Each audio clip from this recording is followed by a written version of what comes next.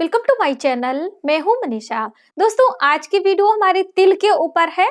तिल कितने प्रकार के होते हैं, तिल का इस्तेमाल हमें कैसे पूजन अर्चन में यानी कि देवी देवताओं के पूजन में करना चाहिए, तिल हमें कब कब दान करना चाहिए जो कि हमारे लिए विशेष फलदायी हो सके, सबसे महत्वपूर्ण बात कि तिल हमें कब अपने घर लेकर आना चाहिए और कब नहीं लाना चाहिए, ये सभी महत्वपूर्ण जानकारी इस वीडियो में हम आपके साथ शेयर करेंगे। तो वीडियो पर आप इन तक बने रहें जिससे जानकारी प्राप्त करके इस तरह से अपने जीवन में, अपने पूजा में, अपने यज्ञ में तिल का इस्तेमाल कर सकें।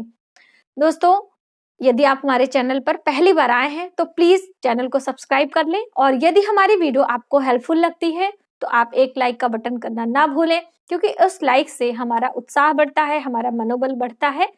आगे हम वीडियो आपके लिए अच्छी लेकर आने की कोशिश करते हैं। चलिए वीडियो की शुरुआत करते हैं। हम बात कर रहे हैं तिल की। तो तिल सबसे पहले आपको पता होना चाहिए कितने प्रकार का होता है। तो 2-3 प्रकार के तिल बताए गए हैं। तो ये हम आपके लिए तिल भी लेकर आए हैं। तो सबसे पहले तो ये काला तिल है, आप देख सकते हैं काला तिल, और ये सफेद तिल, ये है सफेद, और ब्राउन भी आप कह सकते हैं क्योंकि इसमें कुछ तिल हल्के भूरे रंग के भी होते हैं। तो भूरे और सफेद तिल लगभग एक ही होते हैं और काला तिल थोड़ा सा अलग हो जाता है। एक एक दाना इसमें गिर भी गया है क्योंकि ये हम एक साथ रख रहे थे, इसमें अलग हो गया है।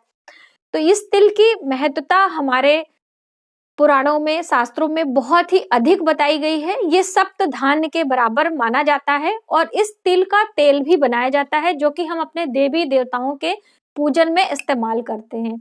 और इसकी उत्पत्ति कैसे हुई, बहुत ही इंटरेस्टिंग जानकारी है। ये भगवान विष्णु के पसीने से इस तिल की उत्पत्ति हुई थी और भगवान विष्णु के पसीने से कुश घास की भी उत्पत्ति हुई थी, जिसके बारे में मैंने आपको एक स्पेशल वीडियो दी है।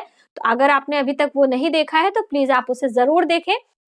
और इस तिल का इस्तेमाल हम अलग अलग तरीके से अपने रोजमर्रा के जीवन में भी करते हैं और पूजा पाठ में भी करते हैं। यदि हम बात करें दोस्तों कि हम अपने देवी देवताओं के पूजन में कैसे करें, तो अक्षत के रूप में इस तिल का इस्तेमाल किया जाता है। ज्यादातर भगवान गणेश की पूजा में ये जो सफेद वाला तिल है इसका इस्तेमाल हम करते हैं।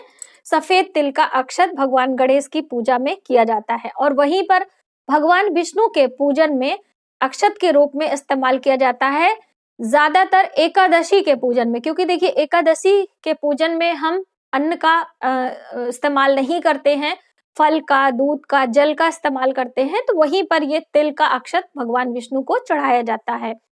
और जो ये काला तिल होता है इसे हम अलग अलग तरीके से अलग अलग देवी देवताओं का पूजन करते हैं। जैसे कि भगवान सूर्य को जब हम अर्घ देते हैं तो इस काले तिल को मिलाकर यदि अर्घ देते हैं तो हमारे पितरों को प्रसन्नता होती है। और जब पितरों का श्राद्ध तर्पण होता है तब तो उसमें मुख्यतः ये इस्तेमाल ही किया जाता है।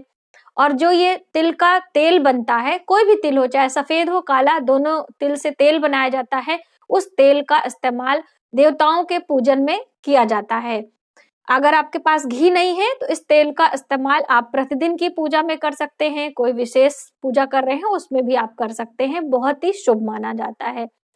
रही बात कि हम इसका यज्ञ हवन में करते हैं, ऐसी मान्यता है कि जो व्यक्ति प्रतिदिन आप गुड़ और काले तिल और शुद्ध देसी घी, गाय का जो गोबर होता है उससे उपले पर प्रतिदिन हम अगियारी जिसे कहते हैं 5 बारी, 7 बारी, 11 बारी, जितना बार आपके पास समय हो इस काले तिल की आहुति हम देते हैं किसी भी मंत्र से, किसी भी देवी देवता के, तो उससे आपके घर में धन धान्य की कभी कमी नहीं होती है। और जब भी हम किसी प्रकार का यज्ञ हवन, धूप दीप जलाते हैं उससे नकारात्मकता तो दूर होती ही होती है। तो इस तरह से तिल के अनेक महत्व और गुण भी होते हैं और हमारे स्वास्थ्य के लिए तिल बहुत ही उपयोगी है। इसको इस्तेमाल ज्यादातर सर्दियों में किया जाता है गुड़ के साथ, और इसको खाने से हमारे शरीर में कैल्शियम की मात्रा की भरपाई होती है, हमारी हड्डियां मजबूत होती हैं, हमारा दिमाग तेज होता है। तो इसीलिए माघ महीने में तिल की कितनी उपयोगिता बताई गई है दान करने के लिए। जो माघ महीने में गणेश चौथ, जिसे तिल चौथ के नाम से जाना जाता है, उस दिन तिल की महत्वता अधिक होती है, क्योंकि उस दिन तिल के लड्डू भगवान गणेश को हम अर्पित करते हैं। और तिल वाले जल से पूरे माघ महीने में स्नान करने के लिए भी हमारे पुराणों में विधान है। यदि जैसे पवित्र नदियों में स्नान करते हैं माघ में, कार्तिक में, यदि पवित्र नदियों में स्नान नहीं कर पा रहे हैं तो आप अपने स्नान वाले जल में पवित्र नदियों का जल डालें और उसमें थोड़े से काले तिल डालकर आप स्नान करते हैं तो आपके लिए बहुत ही हितकर होता है। और वहीं पे स्नान के बाद दान करने की भी महत्वता बताई गई है। चाहे माघ महीने में आप षट तिला एकादशी जो आती है उस दिन भी तिल के दान करने का आप तिल दान करें, या फिर तिल से बने लड्डू और भी कोई भी पट्टी है, कुछ भी है, आप इसका दान कर सकते हैं। इस तिल का माघ महीने में दान का अनंत फल बताया गया है। ऐसी वर्णन हमें मिलता है कि 100 गायों का दान यदि हम करें, जो हमें पुण्य मिलता है वह 1 मुट्ठी तिल के दान करने से हमें प्राप्त होता है। यदि माघ में हम तिल की आहुति देते हैं, यानी जब आप हवन करते हैं उसमें हम समिधाएं के साथ में काले तिल का इस्तेमाल करते हैं, तो हमारे घर माता महालक्ष्मी की असीम कृपा बरसती है। इसीलिए आपने देखा है कि जब भी हम सामग्री बनती है तो तिल का इस्तेमाल अधिक किया जाता है। और तिल खरीदना कब चाहिए दोस्तों, बहुत ही महत्वपूर्ण बात है। तो आप तिल वैसे तो आप कभी भी ला सकते हैं, लेकिन माघ महीने में तिल कभी भी नहीं खरीदना चाहिए। जितना हो सके हमें माघ के महीने में तिल दान करना चाहिए। तिल का सेवन स्वयं भी करना चाहिए, खाने के लिए भी और उतना दान करने के लिए भी, लेकिन तिल खरीद के लाना नहीं चाहिए। आप पौष के महीने में ही, हमारी दादी नानी हमेशा कहती थी और आज भी हम लोगों के घर में पौष के महीने में ही तिल मार्केट से लेकर आते हैं, उसे धो के साफ करके अच्छे से रख लिया जाता है। और पूरे माघ में हम जब प्रतिदिन अपने घर में भोजन जो पकता है, आटे में थोड़े से तिल आप मिला दीजिए, थोड़े से तिल चावल में, दाल में, इस तरह से अलग अलग जगह पे आप तिल मिला देंगे, तो जब भी आप भोजन पकाएंगे तो उसका इस्तेमाल आपके शरीर में जाएगा ही। जब भी आप कभी उस अन्न का दान करेंगे तो वो अनजाने में भी आपका तिल का दान हो जाता है। यदि आप गाय की रोटी बना रहे हैं उसमें भी तिल चला जाता है किसी भिखारी को, मतलब कहने का अर्थ है इस तरह से यदि आप ये सभी नीतियां अपनाते हैं तो अनजाने में भी दान हो जाता है और उस दान का फल हमें बहुत ज्यादा मिलता भी है। तो आप ये सभी चीजें अपनाएं, लेकिन ध्यान दें दोस्तों कि जैसे दान तो हम कभी भी करते हैं, वो हमारे लिए कभी भी गलत नहीं होता है, लेकिन कुछ एक चीजों का दान हमें नहीं करना चाहिए, ये भी आपको ध्यान रखना चाहिए। जैसे कि किसी भी दान, जैसे किसी ने आपको तिल का दान दिया है, आपको कहीं से प्राप्त हुआ है, तो आप उसे स्वयं सेवन करें। उस दान का चीज हमें किसी और को नहीं दान देना चाहिए, ये हमारे लिए शुभ नहीं होता है।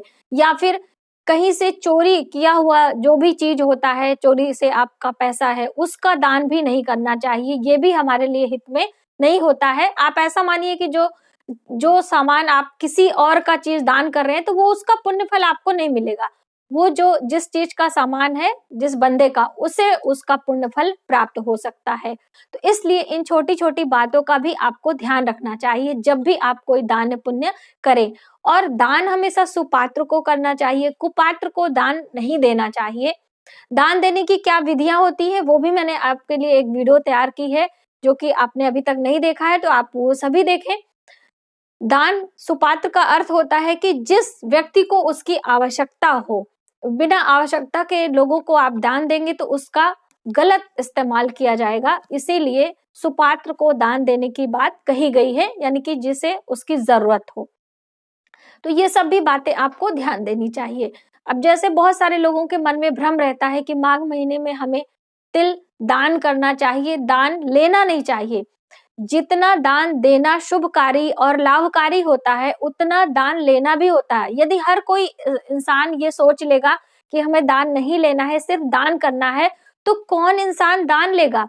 हम एक दूसरे के जैसे सुख दुख के भागीदार होते हैं, उसी प्रकार से एक दूसरे का दान लेकर उसको शुभता प्रदान करते हैं। और ऐसी भी मान्यता है कि जितना महत्व दान देने वाले का होता है, उतना ही महत्व दान लेने वाले का भी होता है। तो ये भी आप ध्यान रखें। बहुत सारे लोग भ्रम में पड़ के किसी का दिया हुआ दान नहीं लेते हैं, उसे अपमान जनित करते हैं, यानी कि उसे रास्ते में गिरा देते हैं, फेंक देते हैं, उसका अनादर करते हैं। तो ये भी आपके हित में नहीं है, तो ये भी आपको ध्यान रखना चाहिए। तो इस तरह से इस तिल को आप अपने घर में पौष के महीने में लेकर आएं और इसकी उपयोगिता और इसकी महत्वता समझें और इस तरह से आप इसे अपने जीवन में इस्तेमाल करें। दोस्तों, इस तिल को स्टोर करने की भी बात हम आपको बता देते हैं कि लंबे समय तक कैसे आप इसे स्टोर कर सकें। हम लोग अपने घर में जब भी तिल स्टोर करते हैं, ये देखिए इसमें रखा हुआ है पूरा इस डिब्बे में, और इसमें हमने माचिस की कड़ियां, ये जो हम लोग ये माचिस है और इसको डाल के आप रखते हैं तो इसमें कीड़े वगैरह नहीं लगे, क्योंकि ये बहुत नाजुक होता है ना, बहुत जल्दी इसमें फंगस और कीड़े लग जाते हैं, तो इसलिए इसमें नहीं लगेंगे। ये माचिस की तीलियां जब आप इसका इस्तेमाल करें तो इसे हटा दें और इसको धो के साफ करके तो इस्तेमाल किया ही जाता है। तो आप इस तरह से इसे लंबे समय तक सेव भी रख सकते हैं। और तिल के लड्डू और पट्टियों का दान माघ के महीने में आप करें। दोस्तों, आपने जाना कि तिल की क्या महत्वता और क्या उपयोगिता हमारे इस सांसारिक जीवन में है। तो आप इस तरह से करें और इसका लाभ देखें। आज की वीडियो में बस इतना ही। यदि हमारी जानकारी आपको थोड़ी सी भी हेल्पफुल लगे तो प्लीज हमारी वीडियो को लाइक करें, शेयर करें, फैमिली फ्रेंडों में सब्सक्राइब जरूर करें नई वीडियोस के लिए। मिलते हैं एक नई वीडियो में नई जानकारी साथ, तब तक आप अपना ख्याल रखें। जय माता दी।